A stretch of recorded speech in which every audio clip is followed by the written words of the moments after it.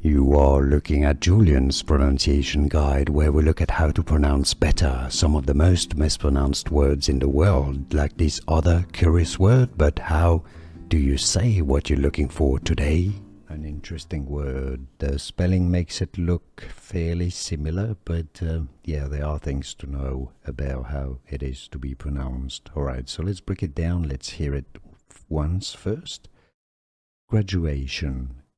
Let's break it down into syllables. Ju.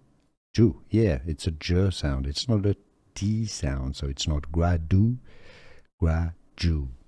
Both British and American English pronunciations have the same feature. Graduation.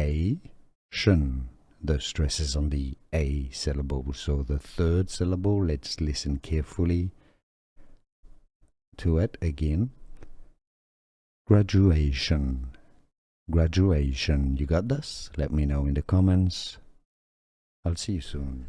Here are more videos on how to pronounce more confusing words and names too many mispronounced. Like this video if you found it useful. I appreciate your support. I'll see you soon and thanks for watching.